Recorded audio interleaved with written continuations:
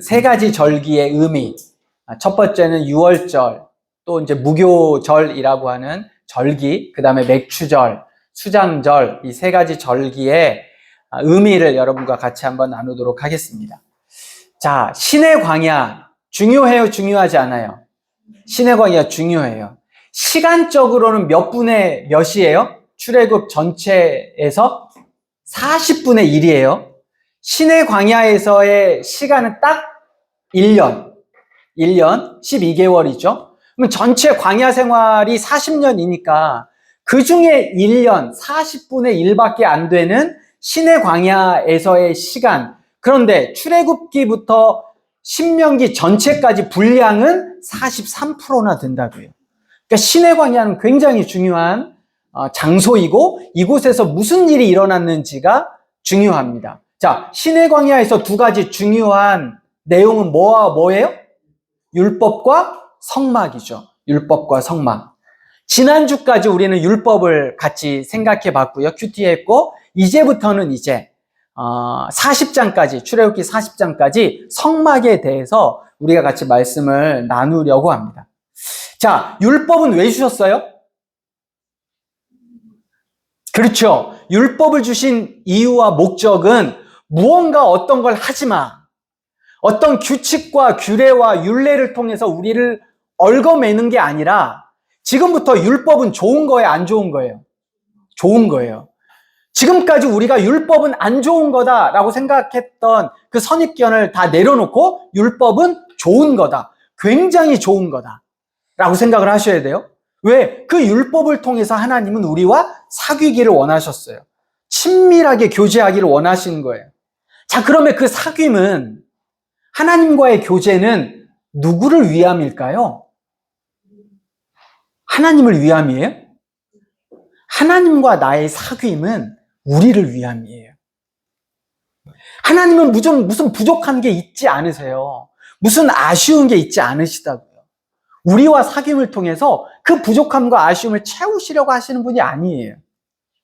하나님과 우리의 사귐은 전적으로 우리를 위함이에요. 자, 율법에 순종하고 율법을 따르는 것, 누구를 위함이에요? 하나님을 위함이에요? 우리는 지금까지 그렇게 자라왔어요. 여러분, 공부 열심히 했죠? 그래, 착하게 살았어요. 말도 잘 듣고, 누구를 위해서? 누구를 위해서? 엄마, 아빠를 위해서, 선생님들을 위해서, 그렇게 칭찬받으려고 그렇게 살았을 수 있어요. 그런데 성경이 우리에게 주신 그 율법의 순종, 율법을 위해 살아감은 사실 나를 위함이에요. 하나님을 위함이 아니라고요. 예배를 잘 드리는 것, 누구를 위함이에요? 앞에서 설교하는 목사를 위함이에요? 예배 잘 드려주는 거? 아니죠. 하나님을 위함이에요? 사실 예배를 잘 드리는 거 나를 위함이에요. 나를 위함. 신앙생활 하는 거 누구 때문에 신앙생활해요? 아빠. 맞아요? 네? 아빠 때문에? 아니라고요. 나 때문에 신앙생활 하는 거예요. 만약 신앙생활 하지 않고 그리스도인이 아니었다면 여러분 어떻게 사셨을 것 같아요? 내가 그리스도인이 아니고 예수 믿지 않았다면 나는 어떻게 살았을까? 각자 판단해 보시기 바랍니다. 지난주까지 우리는 신명기, 10계명에 대해서 같이 생각해 봤어요. 20장부터 23장까지 10계명에 대해서 같이 생각해 봤어요. 자, 그런데 이게 20장부터 23장까지 10계명에 대한 이야기를 쭉 하고 있던 요 단락에 절기라는 이 내용이 들어와 있어요. 그러니까 그 절기의 그 메시지가 이 10계명을 설명하고 있는 이 단락에 들어왔다는 건 이 절기에 대한 말씀이 하나님께서는 10계명 못지않게 중요하다라는 사실을 우리에게 가르쳐 주고 있어요. 자, 이스라엘 백성들은 특별히 모든 남자들은 1년에 3번씩 성막 앞에 나와야 됩니다. 모두가 다. 나중에 예루살렘 성전을 세울 때는 팔레스타인 어디에 있든지 1년에 3번 모든 남자들은 명절을 지키기 위해 예루살렘으로 올라와야 했어요. 예루살렘으로 올라와야 했던 의무예요. 의무. 모든 남자들 1년에 3번. 이 3가지 중요한 절기를 통해서 오늘 여러분과 저에게 어떤 말씀을 하고 계시는지 같이 생각해 보려고 합니다. 자, 우리가 읽은 말씀의 새 절기에는 공통된 특징이 있어요. 자, 3가지 절기가 뭐예요? 첫 번째는 성경에 보면 무교병의 절기. 근데 이걸 유월절이라고 해도 맞고 무교절이라고 해도 맞아요. 아셨죠? 자, 이게 이제 첫 번째 절기. 두 번째 절기는 맥추절. 세 번째 절기는 수장절. 근데 이 맥추절을 뭐라고 부르냐면 칠칠절이나 오순절이라고 불러요. 칠칠절이나 오순절. 왜 그렇게 부르냐면 6월절이 되고 난 후 7주 후에 절기거든요.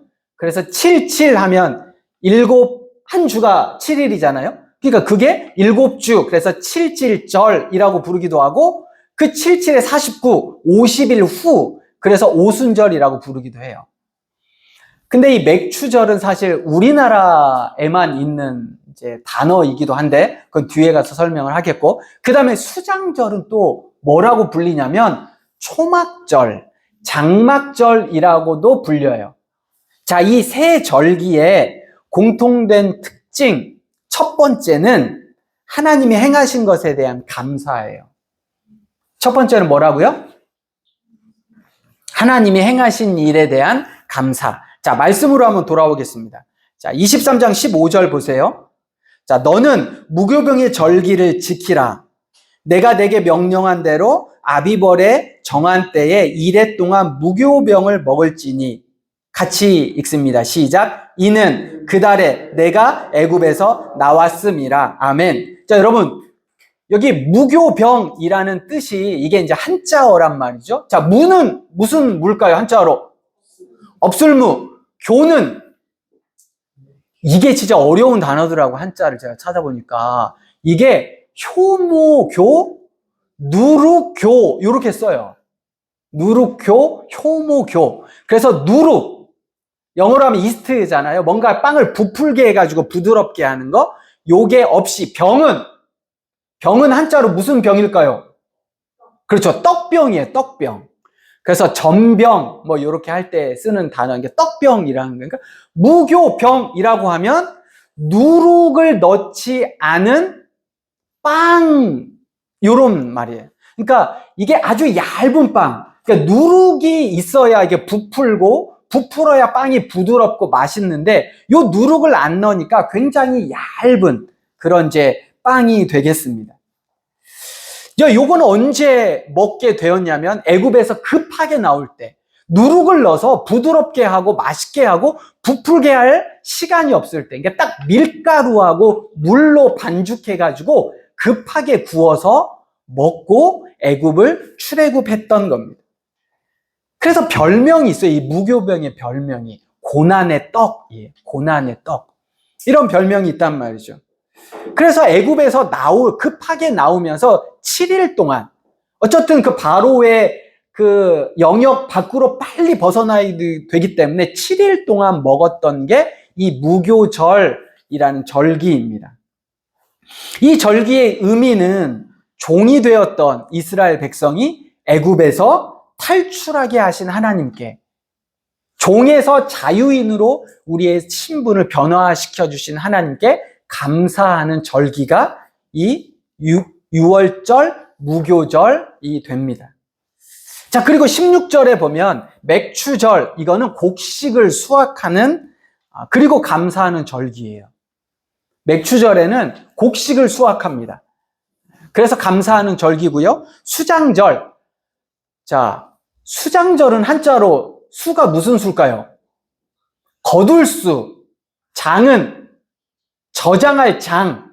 그래서 거두어서 저장하는, 이게 이제 가을 열매들을 거두어 하나님께 감사하는 절기예요.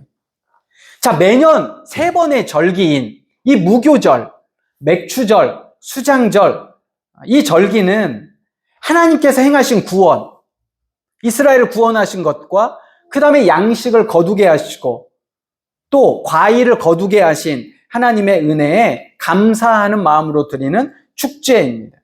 자, 그런데 이 감사의 축제에 하나님께서 명령을 두 가지를 하셨어요.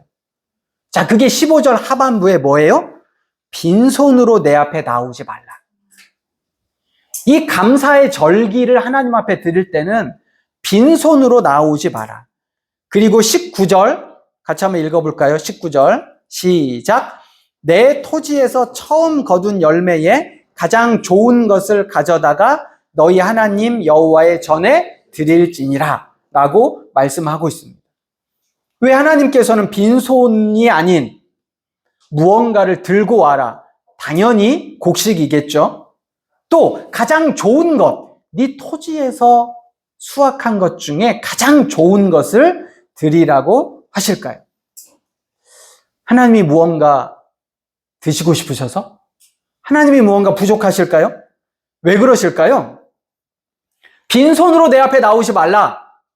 1년에 3번 너희가 어디 있든지 반드시 내 앞에 네 몸을 보여라. 네 토지의 소산에 가장 좋은 것으로 내 앞에 가지고 와라. 이거 하나님을 위함일까요? 우리를 위함일까요? 빈손으로 가져오지 마라. 가장 좋은 것으로 가져와라. 내 앞에 1년에 3번 네 몸을 보여라. 이거 누구를 위함이에요? 하나님을 위함이에요? 나를 위함이에요?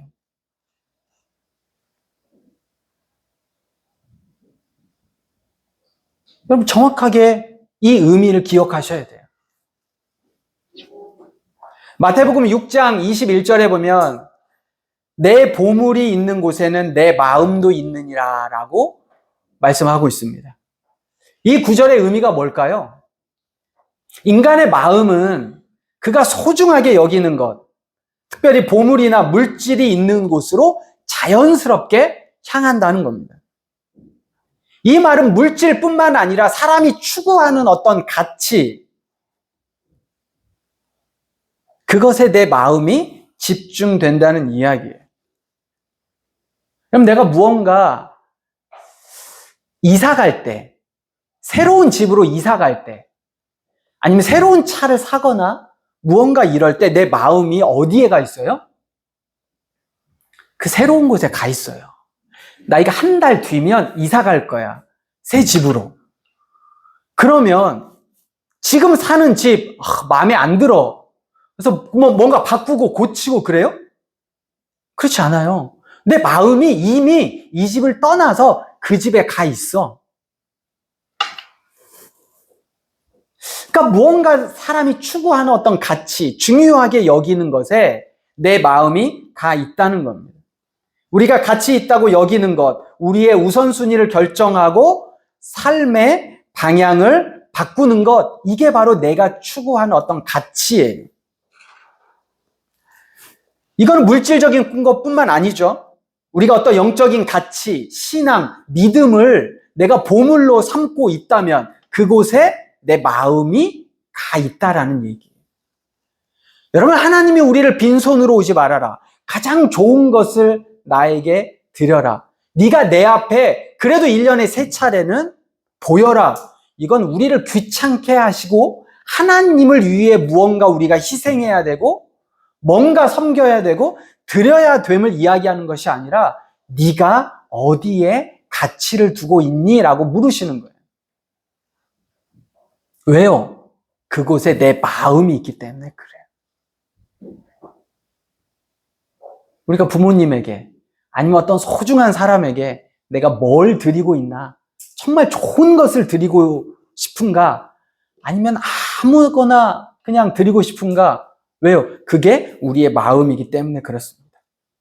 하나님이 행하신 것에 대한 감사를 표하는 것, 이건 사실 하나님께 드리는 것이 아니라 하나님을 위하는 것이 아니라 어쩌면 내 자신에게 쌓고 있는 것, 때로는 우리 자신을 위함임을 여러분 기억해야 됩니다. 자, 두 번째, 이 세 절기의 특징은 농사에 대한 거예요. 농사에 대한. 이제 가나안 땅에 들어가서 농경 사회를 경험할 거거든요, 이스라엘 백성들이. 아직은 아니지만 그 농경 사회를 경험한 그들에게 하나님께서 규례와 율법에 대해 말씀해 주고 있는 겁니다.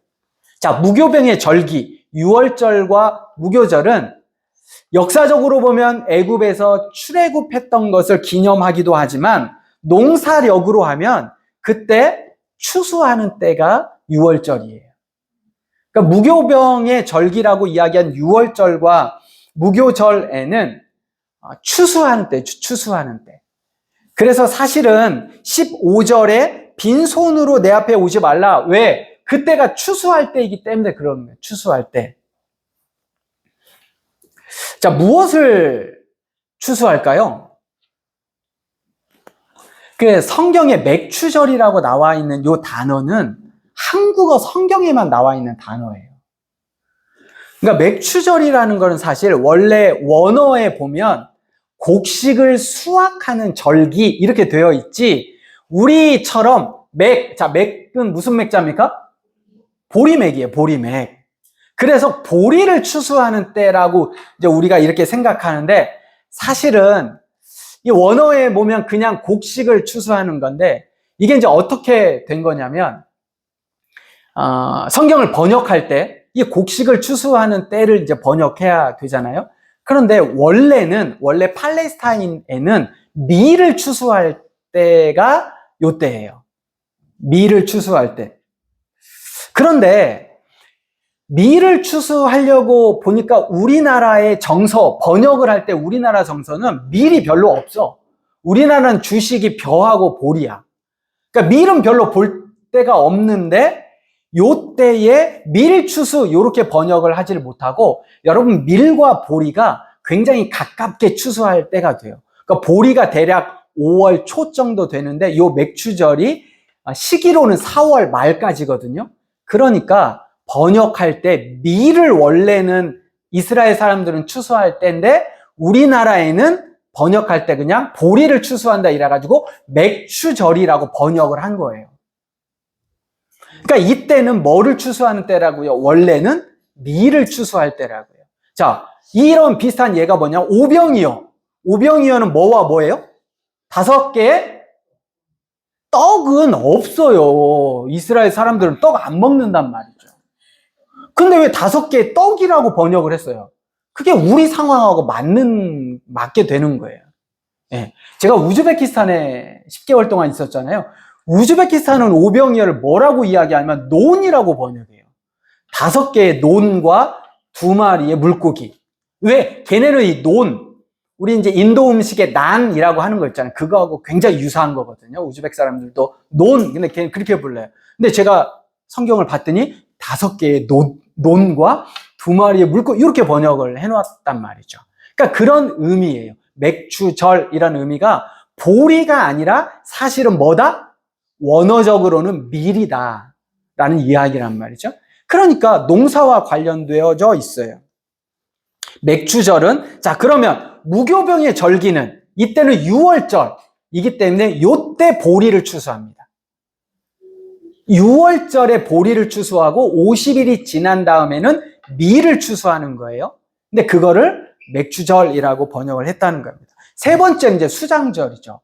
요거는 가을 과일이에요. 가을 과일. 가을 과일 중에 중요한 건 감람나무의 올리브입니다. 올리브. 굉장히 중요하고요. 포도나무의 포도. 이스라엘 백성은 땅이 좋지 않아가지고 물이 없어요. 그래서 포도주로 물을 대신했기 때문에 굉장히 중요한 과일입니다. 또 종려나무의 대추 야자를 수확을 하는데, 여러분 가나안 땅을 뭐가 흐르는 땅이라고 불러요? 그죠?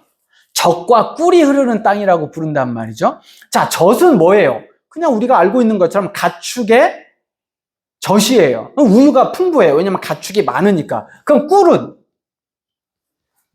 뭡니까? 벌이 그렇게 많이 살아요. 맞아요? 벌 없어요. 그 벌의 꿀이 아니라 대추 야자가 굉장히 달아요. 그래서 이 대추 야자를 설탕 대신, 그러니까 꿀과 같이, 그런데 팔레스타인에 대추야자 열매가 그렇게 많은 거예요. 종려나무 가지, 우리가 예수님께서 입성하실 때 종려나무 가지를 던져서 했던 것처럼 그렇게 많은 나무가 종려나무거든요. 근데 거기에서 나온 열매가 대추야자예요. 그래서 그 가을 과일들을 거두는 것이 바로 수장절입니다. 그래서 무교병의 절기, 무교절은 보리, 맥추절, 오순절, 칠칠절이라고 하는 건 밀, 그 다음에 수장절은 가을 과일들. 자, 근데 원래 이스라엘 백성들은 유목민이었던 거 아시죠? 원래 이스라엘 백성들은 유목민이에요. 그래서 그들은 양과 염소, 소 이런 것들을 통해서 소득을 얻고 생계를 얻어가는 거예요. 유목민의 생활 양식은 뭘까요? 이건 이동이에요. 이동. 유목민들은 이동하는 거거든요. 철에 따라서 풀을 뜯기고. 자, 그러면 유목민들에게 소유는 많은 것을 소유한다. 유목민의 생활 양식에 맞아요, 틀려요? 맞지 않아요. 그러니까 유목민은 이동하기에 편할 정도로만 소유를 갖는 거예요. 자, 그런데 이스라엘 백성들이 가나안에 딱 들어가서 농경 생활을 딱 하게 되면 어떻게 될까요? 유목민일 때는 잉여된 게 있으면, 남는 게 있으면 내가 어느 정도 갖는 거 외에는 가지고 다니면 안 돼요. 그래서 부족한 사람들이 있으면 혹시 나눠주는 거죠. 그게 미덕이에요. 나눠줘야 내가 살 수 있어요. 그런데 농경 생활을 하다 보면 나에게 남아, 잉여가 돼. 이거 어떻게 해요? 쌓게 돼요. 쌓게 되는 거예요. 여러분, 소유가 생기면 뭐가 생기는지 압니까? 소유가 많아지면 계급이 생겨요.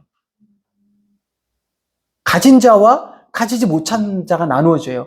계급이 생기면 뭐가 발생하냐면 경쟁이 일어나요. 내가 어떻게든지 거기로 올라가야겠다. 어떻게든지 더 많이 가져야겠다. 더 높아져야겠다. 라는 게 농경생활의 특징이란 말이죠. 근데 이걸 하나님이 원하시지 않아요. 그래서 앞뒤에 여러분 큐티 하셨을 때 보면 가난한 자를 선대해라. 너희가 6년 동안 너희 땅을 일구었다면 7년째는 그냥 둬라. 가난한 사람들이 먹고 살 수 있도록 둬라. 나그네들, 종들 선대해라 라고 말씀하시는 거예요. 왜냐하면 농경 문화 속에서 필연적으로 발생할 수밖에 없는 잘못된 관습, 잘못된 문화 속에 이스라엘 백성들이 젖어들지 않도록 이방신을 통해 배우게 된 다산, 음란, 풍요, 풍습을 배우지 않고 하나님이 말씀하신 정확한 절기의 원칙대로 살아갈 수 있도록. 그래서 하나님께서 이 절기를 분명하게 말씀하시는 거예요. 여러분, 유목생활은 풀을 따라 쫓아가면 됩니다. 사람이 열심히 노력하면 얻을 수 있어요. 근데 농사는 이스라엘 땅은 비가 많이 오는 땅도 아니고 비를 저장하는 땅도 아니기 때문에 어디를 봐야 돼요? 하늘만 봐야 돼요. 하나님만 봐야 돼요. 그렇기 때문에 나에게 주신 농사를 통해서 얻은 잉여, 내 수고로만 거둔 게 아니라는 거예요. 누가 주신 거예요? 하나님이 주신 거예요. 그렇기 때문에 그 절기를 통해 이스라엘 백성들이 알아야 되는 건 뭐예요?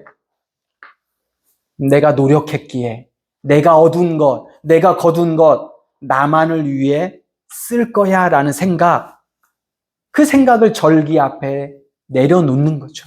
하나님 앞에 와서 예배하는 것, 하나님 앞에 그 절기를 드리는 것, 내가 얻은 것, 내가 수고한 것, 이거 내 노력이 아니구나. 하나님이 나에게 은혜로 주신 거구나 라고 고백하게 되는 절기의 특징이 있다는 사실입니다. 세 가지 절기가 갖는 세 번째, 마지막 공통적인 의미는 믿음과 신앙의 정체성에 대한 계승이에요. 자, 무교병의 절기, 유월절과 무교절, 뭐를 기념하는 거예요? 역사적으로는 출애굽을 기념하는 거예요. 농사력으로는 내가 거둔 보리, 수확에 대한 감사를 하나님 앞에 드리는 겁니다. 맥추절, 수장절 다 마찬가지죠. 맥추절, 농사를 짓고 그 농사를 내가 수고해서 얻은 게 아니라 누가? 하나님이 주신 것. 수장들도 마찬가지인 거. 이거를 모든 남자들이 모이면 무슨 나눔을 할까요? 이거 누가 주신 거지? 여러분, 모든 남자들이 와서 그 절기 앞에 이야기하는 거죠. 6월절은 이런 날이야. 내가 사실은 이렇게 힘들게 농사 짓고 어려움이 있었는데 이런 때 이렇게 하나님의 은혜를 베풀어 주셔서 모든 남자들이 모여서 하는 것이 바로 믿음과 신앙에 대한 하나님이 하신 일을 대한 나눔이고, 그것들이 후손들에게 가르쳐 주는 겁니다. 특별히 수장절은 제가 아까 어떤 날하고 똑같다고 그랬어요? 수장절은 초막절이나 장막절하고 똑같다고 그랬어요. 그러니까 수장절은 농사이기도 하지만, 자, 초막과 장막은 뭐예요? 이스라엘 백성들이 40년 동안 광야에서 초막을 짓고 장막을 짓고 살았을 때 하나님이 무엇으로 인도해 주셨어요? 구름기둥과 불기둥으로 인도해 주셨음을 수장절이 기념하는 거거든요. 그러니까 그게 다 백성들 안에 나누어지는 겁니다. 가나안에 들어가서도 하나님의 인도와 보호하심이 있어야 함을 후손들에게도 가르쳐주고, 우리 모두가 그 절기 앞에, 하나님 앞에 나누어지는 것이 이 새 절기의 특징입니다. 자, 이 새 절기의 공통점. 첫 번째는 뭡니까? 하나님이 행하신 일에 대한 감사. 자, 6월절과 무교절은 뭐에 대한 감사예요? 출애굽에 대한 감사, 또 곡식에 대한 감사. 맥주절은요, 곡식에 대한 감사. 수장절은요, 과일에 대한 감사, 또 장막절, 초막절이 그 날과 똑같은 날이니 광야에서 우리를 구름기둥과 불기둥으로 인도하셨음에 대한 감사. 두 번째는 뭐에 대한 공통점이에요? 농사. 농사는 내 노력으로만? 아니죠. 하나님이 베풀어 주신. 농사를 짓다 보면 잉여되어지는 뭔가가 있어요. 소득이 있어요. 이걸 어떻게 해야 되는데? 계속 쌓고 쌓아서 내가 어디까지 올라가야 되고, 그걸로 가진 자와 가지지 못한 자의 계급이 나누어지고 어떤 삶의 위치가 결정이 되고, 그래서 나도 그 위로 올라가야겠다라는 경쟁과 이런 모습으로 살아가는 삶이 아니라, 이건 누가 주신 거다? 하나님이 주신 거다. 그러므로 다 내게 아니구나. 내가 어떻게 이걸 나누고 하나님이 주신 은혜만큼 내가 흘려보내야 될까라는 생각과 나눔을 해야 된다는 거죠. 세 번째 공통점은 뭐예요? 그걸 나만 알고 있으면 될까요? 모두를 모이라고 그랬어요. 1년에 3번은 다 하나님 앞에 모여라. 성전 앞에 모여라. 그래서 예배해라. 나에게 행하신 일, 나의 하나님을 각자 서로 나누고, 그 일이 이스라엘 모든 공동체의 유일하신 하나님으로 함께 섬겨갈 수 있기를 나누고 교제하고 후손들에게 가르치는, 이것이 세 가지 절기의 특징입니다. 말씀을 정리하겠습니다. 이스라엘의 세 가지 절기의 의미는 오늘날 우리에게도 동일하게 적용이 되어집니다. 여러분, 지난주 우리 교회 3주년이 됐던 때잖아요. 딱 3년이 됐던 때입니다. 그리고 다음 주는 추수감사절이 있는 주일입니다. 이제 곧 연말이 되잖아요. 1년을 돌아봐야 될 시간이 되었단 말이죠. 연말에 어떻게 보낼까? 누구를 만나서 어떻게 놀까? 이렇게 생각하는 분 안 계시죠? 아직 시간이 안 돼서 안 계시는지, 나 이렇게 하지 않을 거야, 뭐 그런 마음이신지는 모르겠지만, 여러분, 이번 주 한 주간 하나님의 행하신 일을 깊이 있게 묵상하시기 바랍니다. 그리고 지난 1년 동안 하나님이 우리에게 어떻게 은혜 주셨는지, 하나님이 나에게 행하신 일이 무엇인지, 감사할 제목들은 뭐가 있는지, 하나님이 나에게 이렇게 많은 것을 주셨는데 이거 내가 어떻게 잘 사용하고 있는지, 잘 흘려보내고 있는지, 아니면 여전히 내가 더 쌓였어야 되는데, 더 가졌어야 되는데, 이거 부족한데, 이거 못했는데, 이런 마음이신지.